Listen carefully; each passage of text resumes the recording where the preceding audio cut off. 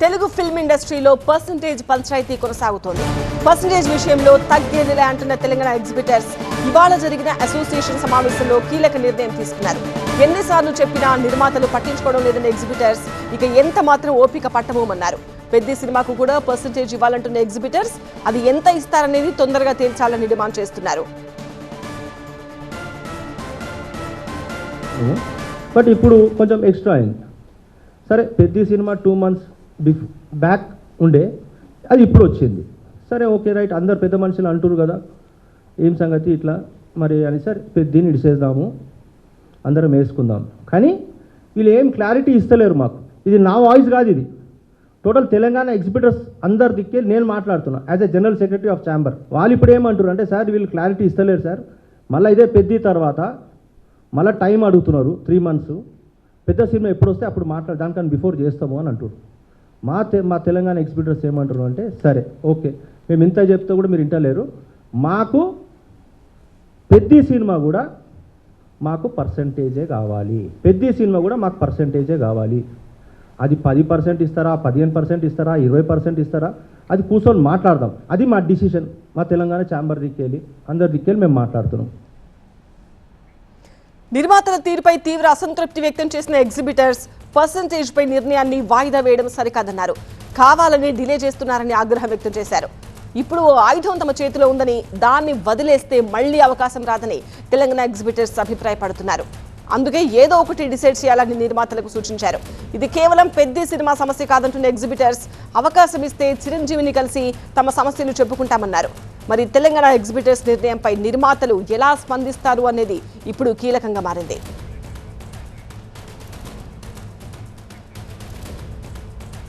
ప్రతినిధి లక్ష్మీనారాయణతో మాట్లాడదాం. లక్ష్మీనారాయణ, ఇప్పుడు తెలంగాణ ఎగ్జిబిటర్స్ తీసుకోబోతున్న నిర్ణయంపై నిర్మాతలు ఎలా స్పందిస్తారు? ఇప్పటికైనా ఈ పర్సంటేజ్ వివాదం అనేది ఒక కొలిక్ వస్తుంది అనుకోవచ్చా?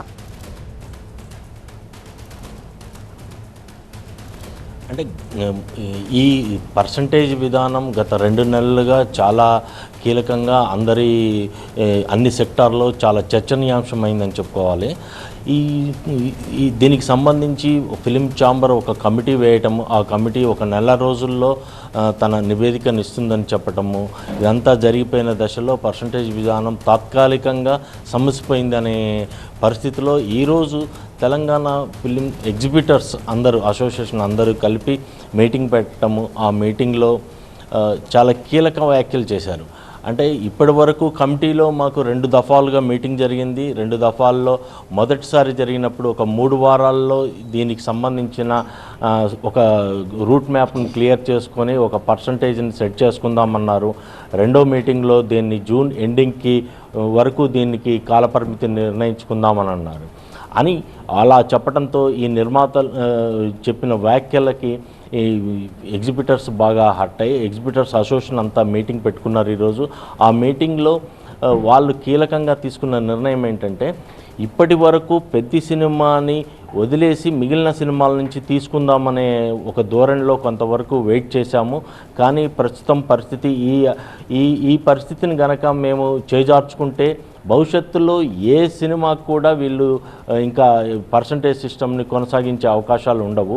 అందుకని ఇప్పుడు రాబోయే సినిమాకు మాత్రమే కాదు, ఇప్పటి నుంచి ప్రతి సినిమాకి పర్సంటేజ్ ఉంటేనే సింగిల్ స్క్రీన్స్లో మేము థియేటర్లో ప్రదర్శనలు చేస్తామనేది చాలా గట్టిగా చెప్తూ ఉన్నారు. అంటే ఇలా చెప్పటం వల్ల పెద్ద సినిమాకి కూడా వీళ్ళకి పర్సంటేజ్ రావాలి అనటం వల్ల కనీసం పెద్ద సినిమా రిలీజ్ అయ్యే టైంకి ఫిలిం ఛాంబర్లో వీళ్ళకి అధికారికంగా ఇంత పర్సంటేజ్ ఇస్తాము ఫ్యూచర్లో అనేది అధికారికంగా ఒక నోటు ఇస్తే తప్ప మేము వెనక్కి తగ్గే పరిస్థితి లేదంటూ ఇటు ఎగ్జిబిటర్స్ చెప్తూ ఉన్నారు. ఎగ్జిబిటర్స్ మేము లాస్ అవుతాము, అయినా కానీ థియేటర్లో ఇలాంటి పెద్ద సినిమాలు రాకపోతే మాకు చాలా లాస్ అవుతుంది, అయినా కానీ మేము ఆ లాసుకు కూడా బరాయించుకునే స్టేజ్లో ఉన్నాము.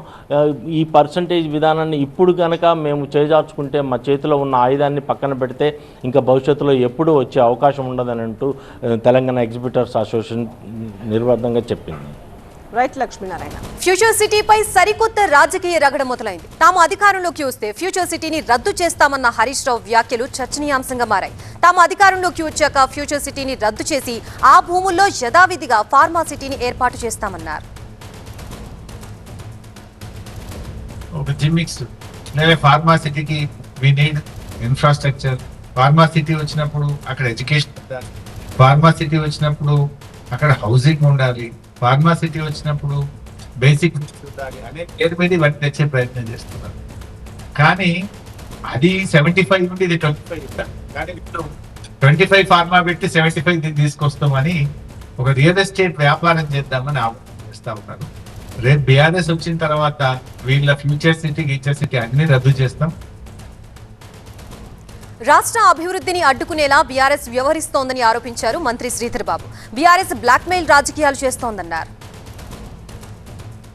మేము అధికారంలోకి వస్తే రద్దు చేస్తామంటే వచ్చే పెట్టుబడిదారులందరినీ కూడా భయభ్రాంతులకు గురి చేసి తెలంగాణలో పెట్టుబడులు రాకుండా, తెలంగాణ పెట్టుబడులు రాకుంటే ఏమవుతుంది?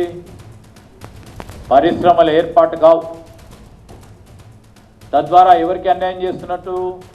మన పిల్లలకి, మన యువతకి, చదువుకున్న పిల్లలకి ఉద్యోగాలు రాకుండా చేయాలనుకుంటున్నారా అని వారిని మేము ప్రశ్నిస్తూ ఉన్నాం. అంటే ఈ సందర్భంలో రాష్ట్ర ప్రయోజనాలు పక్కన పెట్టుకొని అదంతా కూడా పక్కన పెడదాం. బీఆర్ఎస్ పార్టీకి సంబంధించిన వారి స్వార్థ రాజకీయాలే ప్రాధాన్యమని చెప్పకనే చెప్తా ఉన్నారు. ఇప్పటి వరకు ఫ్యూచర్ సిటీ పేరుతో కాంగ్రెస్ ప్రభుత్వం అవినీతికి పాల్పడుతోందని విమర్శించిన బీఆర్ఎస్ ఇప్పుడు తాము అధికారంలోకి వస్తే ఫ్యూచర్ సిటీని రద్దు చేస్తామని చెప్పడం చర్చనీయాంశంగా మారింది. అయితే రాష్ట్రానికి పెట్టుబడులు రాకుండా బీఆర్ఎస్ వ్యవహరిస్తోందని కాంగ్రెస్ కౌంటర్ అటాక్ మొదలుపెట్టింది.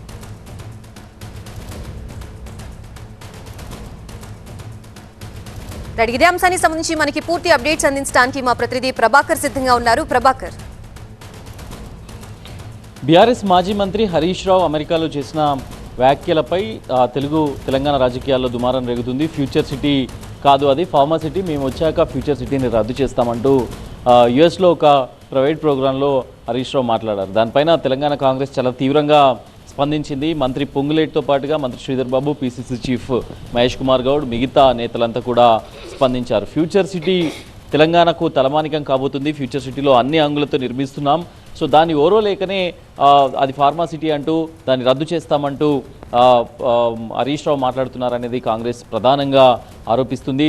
సో ఫ్యూచరే లేదు బీఆర్ఎస్ పార్టీకి, ఫ్యూచర్ లేని బీఆర్ఎస్ పార్టీ ఫ్యూచర్ సిటీ గురించి మాట్లాడడం విడ్డూరం అంటూ అటు మహేష్ కుమార్ గౌడ్ చెప్పారు. దాంతోపాటుగా పొంగులేటి ఎక్స్లో తన కామెంట్స్ చేశారు. ఫ్యూచర్ లేని బీఆర్ఎస్ పార్టీ ఫ్యూచర్ సిటీ గురించి ఈరోజు మాట్లాడుతుంది. మీ ఫ్యూచర్ లేకుండా మీ పార్టీలో కుట్రలు జరుగుతున్నాయి, హరీష్ చూసుకోండి అంటూ పొంగులేటి ట్వీట్ చేశారు. ఇప్పటిదాకా మూసీని అడ్డుకున్నారు, లగచర్లలో ఇండస్ట్రియల్ పార్క్ను అడ్డుకున్నారు, ఇప్పుడు ఫ్యూచర్ సిటీని కూడా అడ్డుకునే ప్రయత్నం చేస్తామంటూ అడ్డుకునే కుట్రలు చేస్తున్నారంటూ కూడా పొంగులేటి తీవ్రంగా స్పందించారు. శ్రీధర్ బాబు కూడా చెప్పారు, 5 లక్షల కోట్లకు పైగా పెట్టుబడులు వచ్చాయి ఫ్యూచర్ సిటీలో గ్లోబల్ సమ్మిట్ చేస్తే, అలాంటి ఫ్యూచర్ సిటీని ఫ్యూచర్ లేదంటూ రద్దు చేస్తామంటూ చెప్పడం తెలంగాణ ప్రజలను అవమానించడమే అనేది అటు మంత్రి శ్రీధర్ బాబు కూడా ఆరోపించారు. సో మొత్తానికైతే ఫ్యూచర్ సిటీ వేదికగా అటు బీఆర్ఎస్ నేతలు చెప్పినట్టుగా, బీఆర్ఎస్ మాజీ మంత్రి హరీష్ చెప్పినట్టుగా ఫార్మాసిటీకి కేటాయించిన భూములను కోర్టులో ఫార్మాసిటీకే ఉపయోగిస్తామని చెప్పిన తెలంగాణ ప్రభుత్వం ఇక్కడ మాత్రం ఫ్యూచర్ సిటీ పేరుతో రియల్ ఎస్టేట్ వ్యాపారానికి అడుగులు వేస్తుంది అంటూ ఆరోపణను పూర్తి స్థాయిలో తిప్పికొట్టారు. అక్కడ ఫార్మా రాబోతుంది, ఎడ్యుకేషన్ హబ్స్ రాబోతున్నాయి, ఇన్నోవేషన్ హబ్స్ రాబోతున్నాయి, ఏఐ హబ్స్ రాబోతున్నాయి, అన్ని రకాలుగా మెడికల్, హెల్త్ కేర్ ఇట్లాంటి అన్ని అంశాలను 360 డిగ్రీస్లో అక్కడ అభివృద్ధి చేస్తూ ఉంటే కేవలం ఓరోలేక మాత్రమే ఫ్యూచర్ సిటీపై రాజకీయ రంగు పులుముతున్నారు, రాజకీయ కామెంట్స్ చేస్తున్నారంటూ కాంగ్రెస్ నేతలు విమర్శిస్తున్నారు. ఇప్పుడు ఫ్యూచర్ సిటీ రేపు రాబోయే తరాలకు ఒక తలమానికంగా, ఒక సైబర్ సిటీ లాగా, ఒక హైటెక్ సిటీ లాగా మారే అవకాశం ఉంది కాబట్టే దాన్ని ఓరోలేకనే బీఆర్ఎస్ పార్టీ ఇట్లాంటి కుట్రలు చేస్తుంది అనేది ప్రధానంగా ఆరోపిస్తున్నారు. Right, thank you Prabhakar. Fourth exclusive వార్త. ఇద్దరు జనసేన ఎమ్మెల్యేలకు పవన్ కళ్యాణ్ గట్టి క్లాస్ తీసుకున్నారు. పవన్ తో భేటీ తర్వాత విప్ పదవికి అరవ శ్రీధర్ రాజీనామా చేశారు. వ్యక్తిగత కారణాలతోనే రాజీనామా చేశానని అరవ శ్రీధర్ అంటున్నారు. లైంగిక వేధింపుల ఆరోపణలపై అరవ శ్రీధర్ వివరణ ఇచ్చారు. అంతేకాదు ఇక ఎమ్మెల్యే చిర్రి బాలరాజు కూడా గట్టి క్లాస్ తీసుకున్నారు పవన్. ఆరోపణలపై బాలరాజును ఆరా తీశారు పవన్. బాలరాజుకి 4 వారాల గడువు ఇచ్చారు. Jana Sena chief deputy CM Pawan Kalyan railway Koduru MLA Arava Sreedhar, Polavaram MLA Chirri బాలరాజుకు సీరియస్ గా క్లాస్ తీసుకున్నారు. క్రమశిక్షణను ఉల్లంఘిస్తే కఠిన చర్యలు తప్పవని వార్నింగ్ ఇచ్చారు. ఇక లైంగిక వేధింపుల ఆరోపణలు ఎదుర్కొన్న రైల్వే కోడూరు జనసేన ఎమ్మెల్యే అరవ శ్రీధర్ పవన్ కళ్యాణ్ తో భేటీ తరువాత ప్రభుత్వ విప్ పదవికి రాజీనామా చేశారు. పార్టీ అధినేత పవన్ కళ్యాణ్ కి రాజీనామా లేఖని అందించారు. లైంగిక వేధింపుల ఆరోపణలపై పవన్ కళ్యాణ్ కి వివరణ కూడా ఇచ్చారు. అయితే పవన్ ఆదేశాలతోనే ఆయన రాజీనామా చేశారని చర్చ జరుగుతోంది. అరవ శ్రీధర్ మాత్రం వ్యక్తిగత కారణాల వల్లే విప్ పదవికి రాజీనామా చేశారని అంటున్నారు. అరవ శ్రీధర్ పై వచ్చిన ఆరోపణల మీద త్రిసభ్య కమిటీ ఇప్పటికే పార్టీ హైకమాండ్ కు నివేదిక ఇచ్చింది. మరోవైపు పోలవరం జనసేన ఎమ్మెల్యే బాలరాజుకు కూడా గట్టి క్లాసే పడిందనే చర్చ జరుగుతోంది. బాలరాజుపై వచ్చిన ఆరోపణలపై అతని నుంచి వివరణ తీసుకున్నారు పవన్. పోలవరంలో 147 కోట్ల పనుల పురోగతిపై కూడా ఆరా తీశారు. మరోవైపు ఆరోపణలపై సమగ్ర వివరణ ఇవ్వాలి అంటూ బాలరాజుకి 4 వారాల గడువిచ్చారు పవన్ కళ్యాణ్.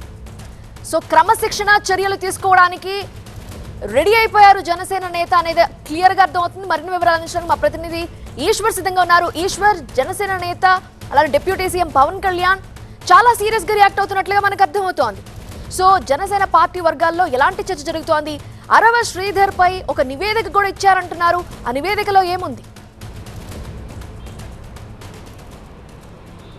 ఎగ్జాక్ట్లీ అరవ శ్రీధర్కి ఈ విషయం జరిగిన వెంటనే ఎప్పుడైతే ఈ ఏడాది జనవరిలోనే ఈ ఘటన వెలుగులోకి వచ్చింది. ఒక వివాహిత మహిళ, ఒక ప్రభుత్వ ఉద్యోగిని అరవ శ్రీధర్ పైన లైంగిక వేధింపులకు పాల్పడుతున్నారు. ఆయన అధికారాన్ని అడ్డం పెట్టుకుని పూర్తి స్థాయిలో తనని శారీరక మానసిక వేదనకు గురి చేస్తున్నారంటూ ఆమె కంప్లైంట్ చేయడం జరిగింది. ఆ తర్వాత దానిపైన అప్పట్లోనే జనసేన తీవ్రంగా స్పందించింది.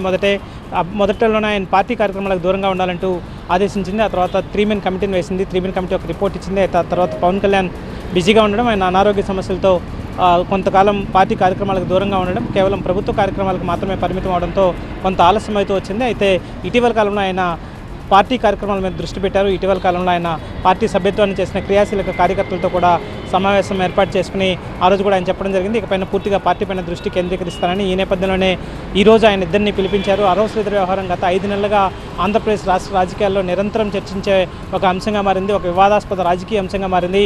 దానికి ఫుల్ స్టాప్ పెట్టాల్సిన అవసరం వచ్చింది. అయితే మొదటే ఈ అరవ శ్రీధర్ వ్యవహారం వెలుగులోకి రాకముందే వచ్చే 2-3 రోజుల ముందే పవన్ కళ్యాణ్ కేవీట్ లాంటి ఒక లెటర్ని రిలీజ్ చేయడం జరిగింది. ఆ లెటర్లో రాజకీయంగా ఇబ్బంది పెట్టడానికి జనసేన పార్టీ నేతల మీద లైంగిక వేధింపులు కావచ్చు, లేకపోతే ఇతర ఆరోపణలు చేయడానికి కొంతమంది సిద్ధంగా ఉన్నారు, చాలా అప్రమత్తంగా ఉండండి అంటూ ఆయన ఆ పార్టీ లీడర్లని హెచ్చరిస్తూ ఒక ప్రెస్ నోట్ కూడా రిలీజ్ చేయడం జరిగింది. ఆ తర్వాత 2 రోజులకే ఈ ఘటన వెలుగులోకి వచ్చింది. అప్పట్లోనే పవన్ కళ్యాణ్కి ఈ విషయం తెలిసే ముందుగానే ఈ లెటర్ని ప్రెస్ రిలీజ్ని ఇచ్చినట్టుగా ప్రచారం జరిగింది. అయితే తాజాగా అరవ శ్రీధర్ని పిలిపించి ఈరోజు ప్రధానంగా ముందు ఆయన చేత ప్రభుత్వ విప్పుగా ఉన్నారు, ఆయన దానికి రాజీనామా చేయించారు. ఆయన ఎమ్మెల్యే పదవికి రాజీనామా చేయిస్తారా లేదా అన్న డిస్కషన్ కూడా పెద్ద ఎత్తున నడిచింది. అయితే ఆయన ఎమ్మెల్యే పదవికి రాజీనామా చేయించాలంటే ఇంకా పూర్తి స్థాయిలో పోలీస్ కేసు రిజిస్టర్ అయింది. పోలీస్ కేసుకు సంబంధించిన రిపోర్ట్ రావాల్సి ఉంది. దాని తర్వాత మాత్రమే అది న్యాయపరంగా తీసుకోవాల్సిన నిర్ణయం అది. సో ఈ లోపు విప్ అన్నది పార్టీ ఇచ్చింది కాబట్టి, అదే సమయంలో చాలా పార్టీకి సంబంధించి సింబల్ లాంటి పోస్ట్ కాబట్టి దాన్ని తొలగించడం ద్వారా ఒక యాక్షన్ తీసుకున్నామని చెప్పే ప్రయత్నాన్ని, అదే సమయంలో పూర్తి స్థాయిలో ముందస్తుగా జడ్జిమెంట్ తీసుకోకుండా ఒక ఖచ్చితంగా కొన్ని న్యాయస్థానాలను అనుసరించో లేకపోతే చట్ట ప్రకారం చర్యలకి ముందుకు వెళ్తున్నామనే ప్రయత్నాన్ని చెప్పే ప్రయత్నాన్ని పవన్ కళ్యాణ్ చేశారనుకోవచ్చు. అదే సమయంలో మిగతా చిర్ల బాలరాజుకు సంబంధించిన అంశం కూడా 4 వారాల సమయం ఇచ్చారు. ఆయనకు ఒక ఎక్స్ప్లెనేషన్ లెటర్ కూడా ఆయన చేత రాయించుకుని ఖచ్చితంగా 4 వారాల తర్వాత తిరిగి ఆయన పూర్తి స్థాయిలో యథావిధిగా కార్యకలాపాలు నిర్వహించడానికి అవసరమైన మేరకు వెళ్తానని చెప్పి ఆయన చేత లెటర్ రాయించుకోవడం జరిగింది. సో మొత్తానికి పవన్ కళ్యాణ్ పూర్తిగా పార్టీ కార్యక్రమాలు దృష్టి సారించారు. సుదీర్ఘంగా పెండింగ్లో ఉన్న అరవ శ్రీధర్ వ్యవహారానికి తాత్కాలికంగా ఫుల్ స్టాప్ అన్నట్టుగా మనం చెప్పుకోవాల్సిన అవసరం ఉంది. Right, thank you. ఇక కేంద్ర ఖజానాపై దాదాపు సగానికి తగ్గింది పెట్రో ఆర్థిక భారం. మొన్నటి వరకు రోజుకు 1600 కోట్ల రూపాయల నష్టం వాటిల్లుతూ వచ్చింది. 3 సార్లు రేట్లు పెంచిన తరువాత ప్రస్తుతం ఆ నష్టం 750 కోట్ల రూపాయలకు తగ్గింది. లీటర్కి 10 రూపాయల చొప్పున కస్టమ్స్ సుంకాన్ని వదిలేసుకుంది కేంద్రం. తాజా పరిస్థితులు, భవిష్యత్తు లెక్కలపై పెట్రోలియం నిరంతరం రివ్యూ నిర్వహిస్తోంది. ఈ ఒక్క వారంలోనే హ్యాట్రిక్ బాదుడు. అసలే సమ్మర్ హీట్ తో అల్లాడిపోతున్న జనానికి పెట్రోల్ బాదుడు ముచ్చెమటలు పట్టిస్తోంది. దేశవ్యాప్తంగా మరోసారి పెట్రోల్, డీజిల్ ధరలు పెరిగిపోయాయి.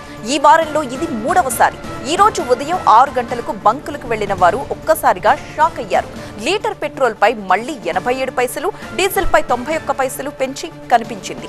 పెట్రోల్, డీజిల్ ధరలతో పాటు సిఎన్జి ధరని సైతం కేంద్ర ప్రభుత్వం మరోసారి పెంచి కేజీ సిఎన్జి పై 1 రూపాయి పెంచింది. నెల 15 నుంచి ఈ బాదుడు స్టార్ట్ అయింది. మే 15న పెట్రోల్ డీజిల్ పై యావరేజ్ గా 3 రూపాయలు పెంచారు. మే 19న పెట్రోల్ పై 86 పైసలు, డీజిల్ పై 83 పైసలు పెంచారు. ఈ రోజు లీటర్ పెట్రోల్ పై 87 పైసలు, డీజిల్ పై 91 పైసలు పెంచారు. అంటే ఈ కొద్ది రోజుల్లోనే మొత్తంగా చూసినట్లయితే లీటర్ పై దాదాపు 5 రూపాయల భారం పడిందన్నమాట. పశ్చిమాసియా యుద్ధం ఎఫెక్ట్ తో అధిక ధరలకు క్రూడ్ ఆయిల్ ని కొనుగోలు చేస్తూ నష్టపోతున్నామని భారత ప్రభుత్వానికి చెందిన ఆయిల్ కంపెనీలు కొన్ని వారాలుగా గగ్గోలు పెడుతున్నాయి. ఒక అంచనా ప్రకారం వినియోగదారులపై భారం వేయకుండా తాము భరించిన నష్టం అక్షరాల 1600 కోట్ల రూపాయల నుంచి 2000 కోట్ల రూపాయల వరకు ఉందని కంపెనీలు చెబుతున్నాయి. ఈ 3 విడతల ధరల పెంపుతో రోజువారీ నష్టం 750 కోట్ల రూపాయలకు తగ్గింది. ఆ ప్రతినిధి గోపి లైవ్ లో సిద్ధంగా ఉన్నారు. గోపి, ఇప్పుడు పబ్లిక్ ని వేధిస్తున్న పెద్ద ప్రశ్న ఏదైనా ఉంది అంటే అది ఈ బాధుడు ఇక్కడితో ఆగుతుందా లేదా? ఒక్క వారం రోజుల్లోనే 3 సార్లు పెంపు చూసాం. ఇది ఇంకా ఎంతవరకు వెళ్లే అవకాశం ఉంటుంది? ఎస్, ఖచ్చితంగా 4 సంవత్సరాలు స్థిరంగా ఉన్న తర్వాత వరుసగా ఇప్పుడు ఈ పశ్చిమాసియాలో ఉన్న యుద్ధ పరిస్థితుల ప్రభావం కారణంగా అంతర్జాతీయ మార్కెట్లో చమురు ధరలు పెరగడంతో ఇప్పుడు పెట్రోలియం కంపెనీలు, ఆయిల్ కంపెనీలు ఈ పెట్రోల్ డీజిల్ ధరలు పెంచుతున్న పరిస్థితి. ఎందుకంటే భారీగా నష్టపోతున్నాయి. సుమారు సగటున ప్రస్తుతం ఈ 3 సార్లు పెంచి 5 రూపాయలు లీటర్కి పెరిగింది. సో ఇంత పెరిగినా కూడా సగటున ఇంకా 750 కోట్ల రూపాయల నష్టం ఒక రోజుకి ఆయిల్ కంపెనీలకి నష్టం వాటిల్లుతున్న పరిస్థితి ఉంది. సో దీన్ని భర్తీ చేయాలంటే ముఖ్యంగా ఒకేసారి ధరల పెంపు చేస్తే కనుక ట్రాన్స్పోర్ట్ ఛార్జీలు పెరుగుతాయి, ద్రవ్యోల్బణం వస్తుంది, సామాన్యులపై విపరీతంగా ఆర్థిక భారాలు పెరుగుతాయి. కాబట్టి కొద్దిగా ఈ ధరల పెంపుదల ఉండే అవకాశం కనిపిస్తోంది. ఇంకా విడతల వారీగా ఈ పెట్రోల్ డీజిల్ ధరలు, సిఎన్జి ధరలు పెరిగే అవకాశం కనిపిస్తుంది. ఎందుకంటే ఇంకా ఈ నష్టాలు అనేవి పూర్తి స్థాయిలో భర్తీ కాలేదు. 1600 కోట్ల నుంచి సుమారు సగటున ఒక రోజుకి 750 కోట్లకు తగ్గాయి. సో ఇంకా నష్టాల్లోనే ఆయిల్ కంపెనీలు కొనసాగుతున్న పరిస్థితి. ప్రస్తుతం ప్రభుత్వం ఆయిల్ కంపెనీలకు సంబంధించి ఎక్సైజ్ డ్యూటీ తగ్గించినప్పటికీ కూడా ఆయిల్ కంపెనీలకి గత ఏడాది ముఖ్యంగా వచ్చిన లాభాలన్నీ కూడా తుడిచిపెట్టుకుపోయేలా ఈ త్రైమాసికంలో ఏప్రిల్ నుంచి జూన్ నెల వరకు ఇప్పటి వరకు ఈ యుద్ధం ప్రారంభమైన నాటి నుంచి ఫిబ్రవరి నెల నుంచి ఇప్పటి వరకు కూడా నెలకి సుమారు సగటున 30,000 కోట్లకు పైగా నష్టం వాటిల్లుతున్న పరిస్థితి. గడిచిన 3 నెలల్లో చూసుకున్నట్లయితే కనుక 1,00,000 కోట్లకు పైగా నష్టం వాటిల్లిన పరిస్థితి ఉంది. సో దీన్ని భర్తీ చేసేందుకే ఈ ధరల పెంపు అనేది కొనసాగుతోంది. సో ఒకేసారి కనుక ఇప్పుడు అంతర్జాతీయ మార్కెట్లో ఉన్న చమురు బ్యారెల్ ధర $120 వరకు ఉంది. సో దాన్ని కంపేర్ చేస్తూ భారతదేశంలో ధరలు పెంచితే సుమారు $130 వరకు పెంచాల్సి ఉంటుంది. అయితే కానీ చమురు సంస్థలకి ఈ నష్టం వాటిల్లకుండా ఉండే పరిస్థితి ఉంటుంది. కానీ ఒకేసారి అంత ధరలు పెంచితే ప్రజలు ఇబ్బందులు పడతారన్న ఉద్దేశంలో భాగంగానే నెమ్మదిగా ఈ పెంపు అనేది కొనసాగుతుంది. దానికి ప్రత్యామ్నాయంగా ఎలక్ట్రిక్ వాహనాలు, కార్పూల్ ఇంధన వినియోగం తగ్గించడం, ఇటువంటి వాటిని క్యాంపెయిన్ చేస్తూనే ప్రభుత్వం ప్రజల్ని జాగృతం చేస్తున్న పరిస్థితి. సో ఖచ్చితంగా భవిష్యత్తులో కూడా ఈ పెంపు అనేది కొనసాగబోతోంది.